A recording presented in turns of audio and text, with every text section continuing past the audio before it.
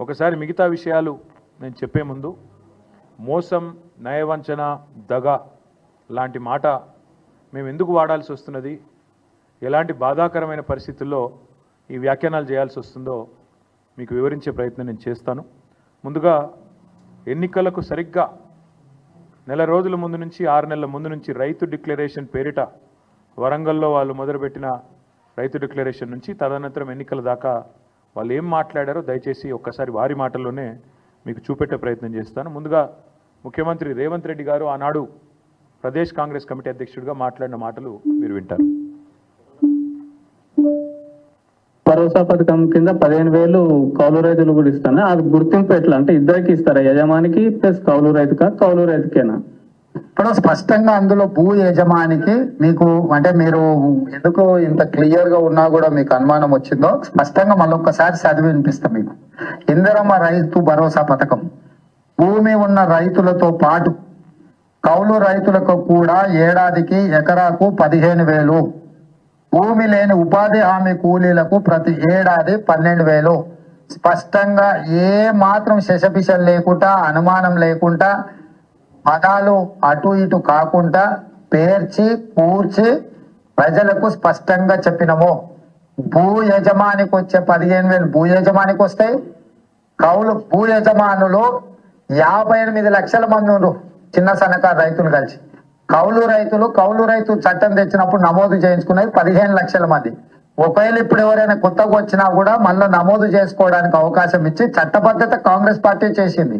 So వాళ్ళందరినీ తీసుకొని ఒక 60 లక్షలు రైతులు ఉన్నారు అనుకుంటే, ఒక 15 లక్షల వీళ్ళు ఉన్నారు అనుకుంటే 75 లక్షల మంది అవుతారా, 80 లక్షల మంది అవుతారా, వాళ్ళందరినీ దృష్టిలో పెట్టుకొని ఈ పథకాన్ని మేము ముందుకు తీసుకురావడం జరిగింది. ఎలాంటి అనుమానం లేదు. భూ యజమానికి 15,000 వస్తుంది ఎకరాకు, కౌలు రైతుకు కూడా 15,000 వస్తుంది. కాబట్టి వాళ్లకు వీళ్లకు ఎలాంటి ఏమంటారు కాన్ఫ్లిక్ట్ ఆఫ్ ఇంట్రెస్ట్ ఏం లేదు. సో ఎలాంటి కాన్ఫ్లిక్ట్ ఆఫ్ ఇంట్రెస్ట్ లేకుండా పదాలు కూర్చి ఏర్చి తెలిసి పూర్తి స్థాయి అవగాహనతో, సోయితో, స్పృహతో కౌలు రైతులది కౌలు రైతులకు ఇస్తాం, భూ యజమానులది భూ యజమానులకు ఇస్తాం, ఇద్దరికి 15,000 రూపాయలు ఇస్తాం. మీకు ఎందుకు కన్ఫ్యూజ్ అవుతారు మీరు, నాకు అర్థమైతలేదంటూ పిసిసి అధ్యక్షుడిగా ఆనాడు రేవంత్ రెడ్డి గారు చెప్పిన మాట. ఆ తర్వాత మా హైకమాండ్ చెప్పింది, నేను చెప్తున్న మాట కాదు ఇది అని సోనియా గాంధీ గారిని ఉటంకిస్తూ వారు చెప్పిన మాట కూడా ఉంది. దయచేసి వినండి.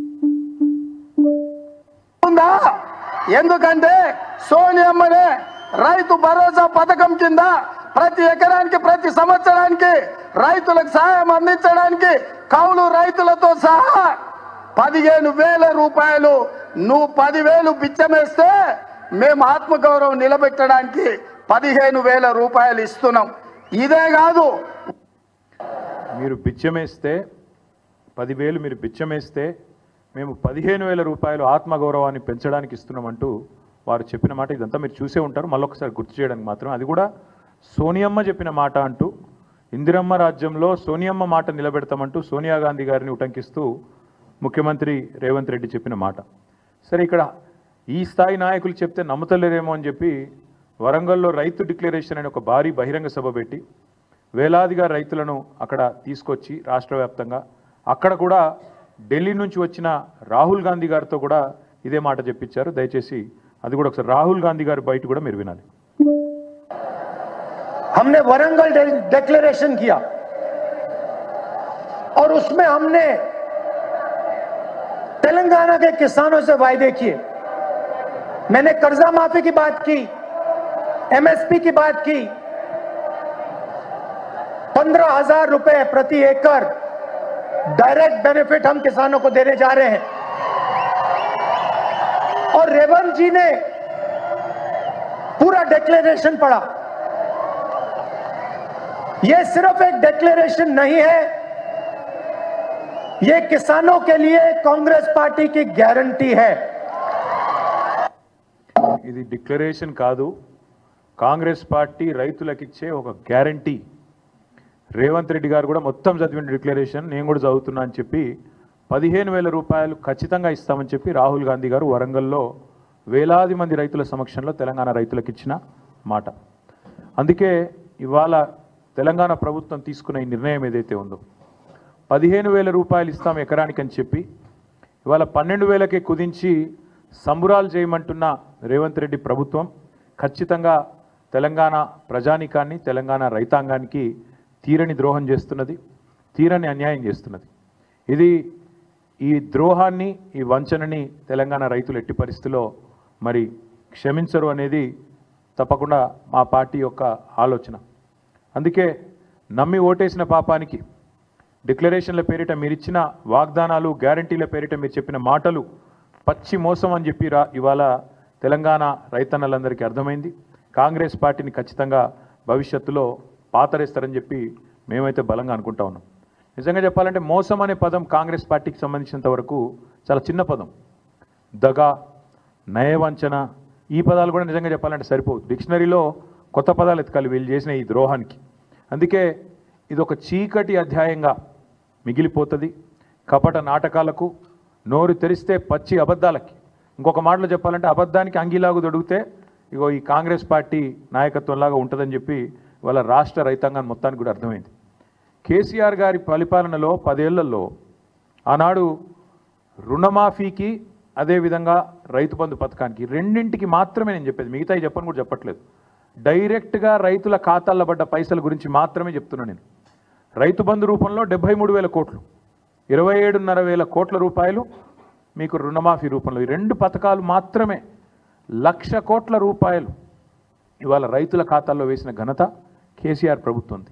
ఇవాళ ఎన్నికల్లో మాట ఇవ్వకపోయినా, ఎన్నికల్లో ఓట్ల కోసం మీలాగా డిక్లరేషన్ల పేరిట మోసం చేయకపోయినా రైతు బంధు లాంటి పథకాన్ని భారతదేశంలో పెట్టిన మొట్టమొదటిసారి పెట్టిన నాయకుడు స్వతంత్ర భారతదేశంలో కేసీఆర్ గారు.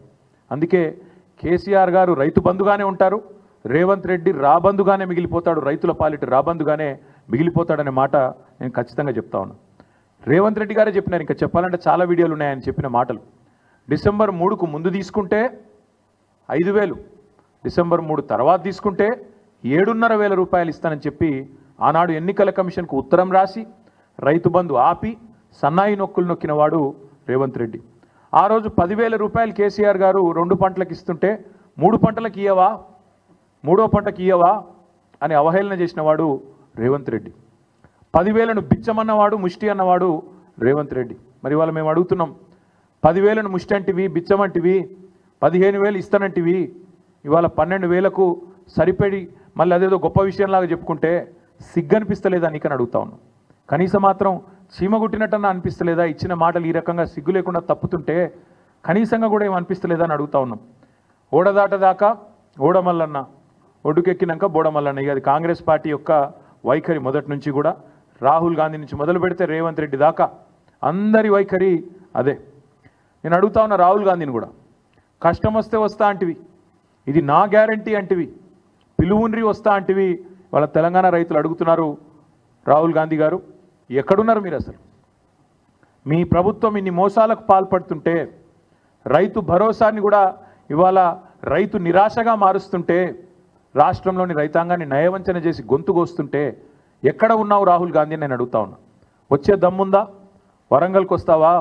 ఏదైనా ఒక గ్రామానికి వచ్చి రైతులతో కూర్చుంటావా? మాట్లాడతావా? కనీసం ఎందుకు ఈ రకంగా మోసం చేస్తున్నదో నీ రేవంత్ రెడ్డి ప్రభుత్వం చెప్పే ధైర్యం ఉందా? మేనిఫెస్టోలో ఇచ్చిన మాటను నిలబెట్టుకున్నందుకు ముందుగా ముఖ్యమంత్రి నుంచి మొదలు పెడితే రాహుల్ గాంధీ దాకా ఖచ్చితంగా తెలంగాణ రైతాంగానికి క్షమాపణ చెప్పాల్సిందే.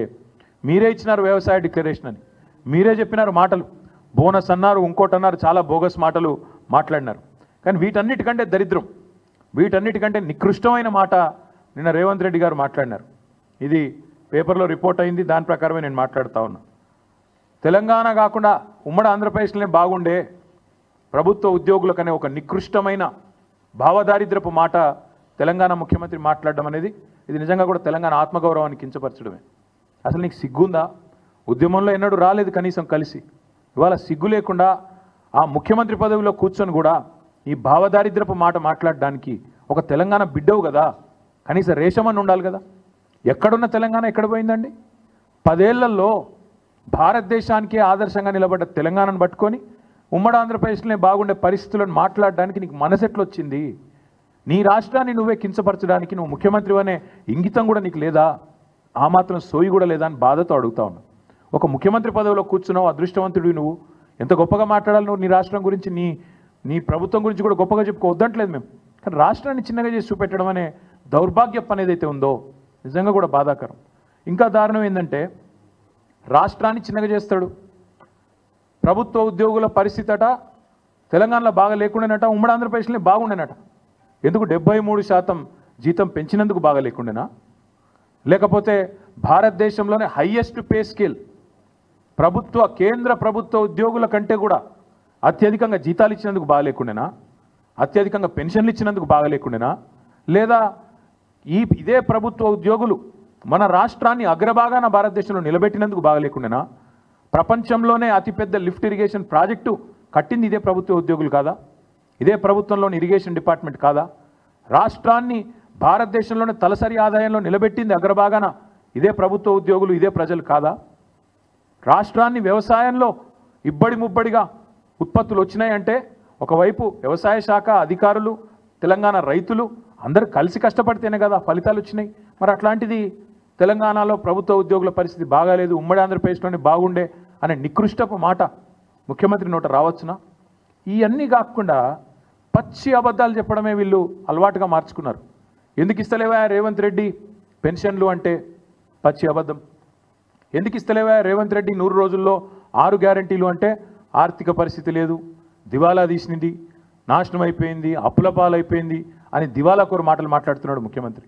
నేను ఇదే ముఖ్యమంత్రి, ఇదే కాంగ్రెస్ పార్టీ నాయకులు ఎన్నికలకు ముందు మీరు అడిగినారు, రిపోర్టర్లు నిలదీసినారు. మీరు I applaud you, I congratulate you. మీరు అడిగినారు సూటిగా, మీరు అడ్డగోలు హామీలు ఇస్తుండ్రు, ఎట్లా అమలు చేస్తారు అని అడిగినరు.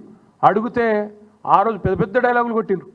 మాకు అంతరికే, మేము 100 సంవత్సరాల పార్టీ, మాకు తెలియదా, మీరు మాకు చెప్పేటోళ్ళ, మేము పెద్ద పోటుగాళ్ళం అని బిల్డప్ ఇచ్చిందే వీళ్ళు.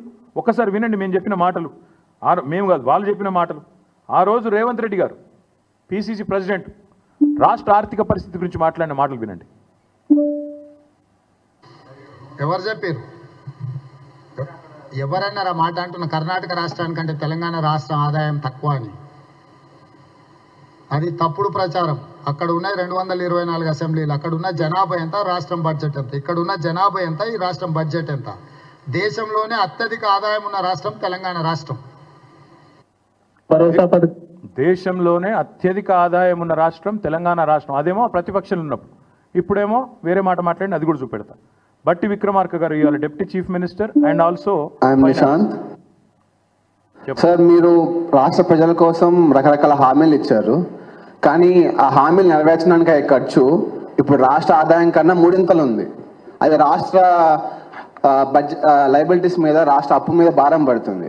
అంటే ఏ యువత కోసం మీరు ఇన్ని హామీలు ఇచ్చారో చివరికి వారి మీద భారం పడుతుంది కదా. మీరు దీన్ని ఎలా సాల్వ్ చేద్దాం అనుకుంటున్నారు? ముందు ప్రజలకు మేలు చేయాలనేటువంటి సంకల్పం చాలా ముఖ్యమైనది. 2 ఆదాయాలను సమకూర్చుకోవటంలో అపారమైనటువంటి అనుభవం ఉన్నటువంటి కాంగ్రెస్ పార్టీకి ఇది పెద్ద సమస్య కాదు. ఈరోజు రాష్ట్రంలో తీసుకొచ్చినటువంటి 5 లక్షల కోట్ల అప్పుల్లో ఈ కాళేశ్వరం మీద ఖర్చు పెట్టినటువంటి ఆ 80,000 కోట్ల 1,00,000 కోట్ల మధ్యలో ఉన్నటువంటి సంపద ఇప్పుడు అది అవసరం లేదు. రేపు పొద్దున భవిష్యత్తు 50,000 కోట్ల రూపాయల పేరు మీద మీరు మిషన్ భగీరథ కోసం ఖర్చు పెట్టినటువంటి ఖర్చు కూడా ఇప్పుడు రాబోయే కాంగ్రెస్ ప్రభుత్వాలకి అవసరం లేదు.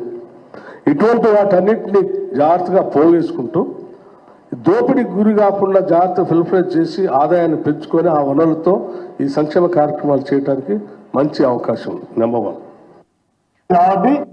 చాలా చక్కగా దోపిడీకి గురి కాకుండా చేయొచ్చు, కడుపు కట్టుకుంటే అయిపోతుంది, మాకు తెలివి ఉంది, అసలు ఇంకా కొత్త అప్పులు అవసరం లేదు చెప్పిన సుద్దులు డిప్యూటీ సీఎం గారు అన్నాడు. చాలా గొప్పగా చెప్పిన సుద్దులన్నీ కూడా మీ కళ్ళ ముందున్నాయి. ఆ రోజు ఇంకొక అబద్ధం కూడా ఇవాళ చెప్తున్నది అబద్ధం అనడానికి. ఆ రోజు 5 లక్షల కోట్లు అని చెప్పిండు. ఆయన మొదలు 10 సంవత్సరాల పాటు అసెంబ్లీలో ఉన్నాడు, ప్రతి బడ్జెట్ స్పీచ్లు విన్నాడు, ప్రతిసారి బడ్జెట్ చర్చలో అప్రాప్రియేషన్ చర్చలో పాల్గొన్న బట్టి గారు ఆ రోజు 5 లక్షల కోట్లు అన్నాడు. ఇప్పుడు రేవంత్ రెడ్డి గారితో సావాసం చేసి డిప్యూటీ సీఎం అయినాక అప్పు సడన్గా 7 లక్షల కోట్లు అయింది, 8 లక్షల కోట్లు అయింది అని చెప్పి అడ్డగోలుగా మాట్లాడుతున్నాడు. ఇక ఇంకొక ఆయన ఉన్నాడు మహానుభావుడు కోమటిరెడ్డి వెంకటరెడ్డి గారు. ఇక ఆయన చాలా గొప్పగా చెప్పిండప్పుడు ఎట్లా చేస్తారా మీరంటే ఆయన చెప్పింది అది కూడా వినండి. కాబట్టి మేము ఇచ్చిన స్కీమ్స్ చాలా ఈజీగా 100 రోజులలో అమలు చేస్తామని ఇంత ఈజీగా చెప్తున్నాం మేము. అంటే మాకు లెక్కలు లేకుండానే 5 times మీ ఎమ్మెల్యే మినిస్టర్ ఎంపీగా ఉన్నాను మేము చెప్తామా 100 days చూస్తూనే అయిపోతాయి. ఇప్పుడు ఆర్టీసీ బస్సెస్ ఫ్రీ పోతున్నాయా? గృహలక్ష్మి స్టార్ట్ అయిందా? కర్ణాటకలో మా దగ్గర మహాలక్ష్మి స్టార్ట్ అవుతుందా? గృహలక్ష్మి మహాలక్ష్మి ఫస్ట్ మంత్ స్టార్ట్ చేస్తాం.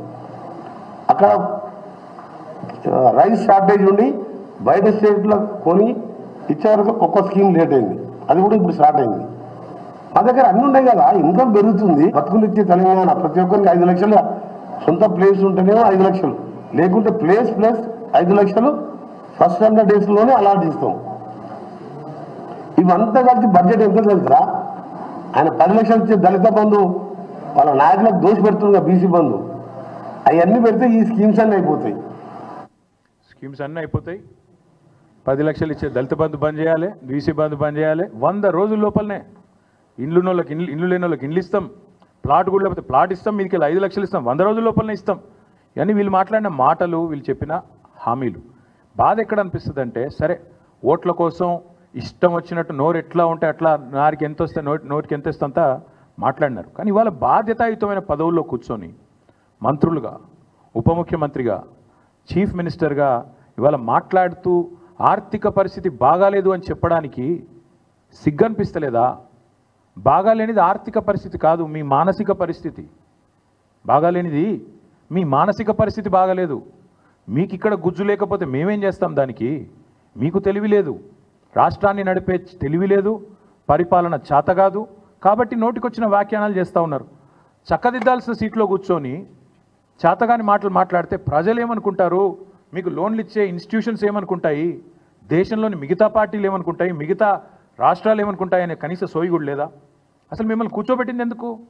ఆ 420 హామీలు మీరు ఏదైతే ఇచ్చినారో వాటిని అమలు చేయండి అని. కానీ మీరేం చేస్తున్నారు? అర్జెంటుగా కేసులు పెట్టండి, రాష్ట్ర ఆత్మగౌరవాన్ని దెబ్బతీయండి, మార్పు పేరిట వేల కోట్ల రూపాయలు ఖర్చు పెట్టండి, పనికిమాల పనులు చేస్తూ టైంపాస్ చేయండి అనా మిమ్మల్ని కూర్చోబెట్టింది? అక్కడ కాదు కదా. రైతు భరోసా ఏది, 6 గ్యారంటీలు ఏది? గతంలో ఒక మాట అన్నారు ముఖ్యమంత్రి గారు, ఇప్పుడు ఆ వీడియో ప్లే చేయమంటే చేస్తాను, దగ్గర ఉంది. కడుపు కట్టుకుంటే ఏముందా, 1 సంవత్సరం కడుపు కట్టుకుంటే 40,000 కోట్లు ఇట్లా ఇచ్చేయచ్చు రుణమాఫీ అన్నావు. మీరందరూ చూసే ఉంటారు. అంటే ఇప్పుడు ఏమైంది మరి? ఈ 420 హామీలు ఏమైనాయి? ఇవాళ ఈ కారు కూతలు ఎందుకు? రాష్ట్ర ఆర్థిక పరిస్థితి బాగాలేదు అనే దివాలా కోరు మాటలు ఎందుకు మాట్లాడుతున్నావు? రైతులను మోసం చేయడానికా? మహిళల్ని మోసం చేయడానికా? పెద్ద మనుషులను మోసం చేయడానికా? లేదా మీ మాటలు నమ్మి ఓట్లేసిన మొత్తం ప్రజలందరినీ మోసం చేయడానికా? ఈ కుంటి సాకులు ఎక్కువ రోజులు చెప్పి తప్పించుకోలేవు. రాష్ట్ర ఆర్థిక పరిస్థితిని ఎవడన్నా ఖరాబ్ చేసిండా అంటే ముమ్మాటికి రేవంత్ రెడ్డి అని నేను ఖచ్చితంగా చెప్తా ఉన్నాను, నిర్ద్వందంగా చెప్తా ఉన్నాను. లేకపోతే చక్కగా పరుగులు పెడుతున్న రాష్ట్రాన్ని, పరుగులు పెడుతున్న హైదరాబాద్ రియల్ ఎస్టేట్ రంగాన్ని, హైడ్రా పేరిట, మూసీ పేరిట దౌర్భాగ్యం అంతా తెచ్చిందే ఈ కాంగ్రెస్ ప్రభుత్వం. మొత్తం వీళ్ళ విధ్వంసకరమైన ఆలోచనలతో, వీళ్ళ చాతగాంతనంతోనే రాష్ట్ర ఆర్థిక పరిస్థితి వాళ్ళ కుదేలైంది. నువ్వే బజార్లో పడి నేను నా ఆర్థిక పరిస్థితి బాగాలేదు బాగాలేదు బాగాలేదు అని 10 సార్లు చెప్తే కొత్త ఇన్వెస్టర్ ఎవడన్నా వస్తాడా? ఉన్నవాడే పారిపోయిండు. 3 పెద్ద పెద్ద పరిశ్రమలు పారిపోయినాయి. కెయిన్స్ అనే పరిశ్రమ పారిపోయింది. మేము కష్టపడి బెంగళూరు నుంచి ఇక్కడికి పట్టుకొస్తే ఆయన గుజరాత్ పారిపోయిండు. కార్నింగ్ అనే పరిశ్రమ తమిళనాడు పారిపోయింది. ఫాక్స్కాన్ విస్తరణ ఆగిపోయింది, తమిళనాడులో విస్తరిస్తూ ఉన్నారు. ఎవడొస్తాడండి దివాలా తీసిన రాష్ట్రానికి? నువ్వు ప్రోత్సాహకాలు ఇస్తావో ఇయ్యవో, రేపు రాయితీలు ఇస్తావో ఇయ్యవో, నీ పెట్టిన మాటలకి విశ్వాసం ఎక్కడుంటుంది? ఒప్పందాలు ఉన్న వాటిని నువ్వు ఇష్టం వచ్చినట్టు ఏకపక్షంగా రద్దు చేస్తే ఎవడు పట్టించుకుంటాడు? రాష్ట్రాన్ని విధ్వంసం చేసిందే, ఈ రాష్ట్రాన్ని అతలాకుతలం చేసిందే నీ దివాలా కోరుతనం, నీ భావదారిద్ర్యం.